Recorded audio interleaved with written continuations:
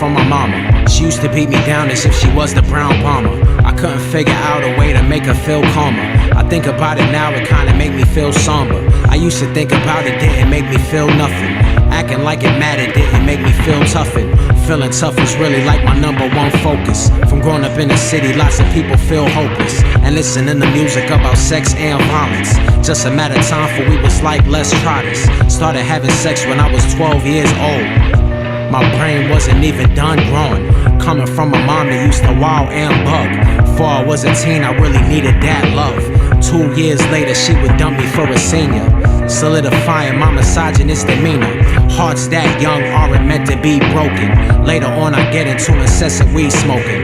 Now at 39, I still be wishing and hoping somehow we wind up together. I am not joking, but let me take it back before my parents got hitched. My pop was with a woman then that had it all wrong. By 5 years old, I would already think about sex. She used to let me hump her legs when he was gone. I know that sounds mad. Under the sheets, rubbing my crotch against the calves. I realize now I always knew that it was something bad. Cause up until this song, I always kept it from my dad. But how come any 5-year-old would wanna hump legs? I just might have to owe that to my neighbor next door. He was a little older and a little more mature. My mother caught us playing doctor, I was only 4. Luckily she caught us before we started using mouths, but not before I found out how it felt to get aroused. Now I think about it as a grown intellectual.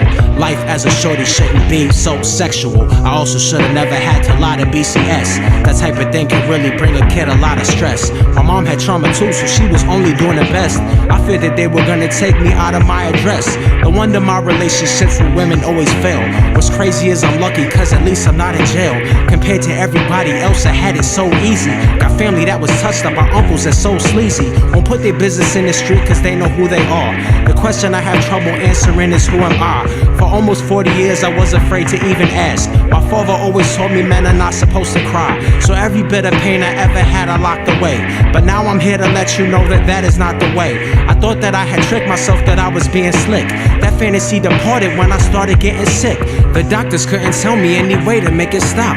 My soul was under too much pressure, it was gonna pop. It turned out that the only way that I could ever heal is start to work through all the trauma I had kept concealed.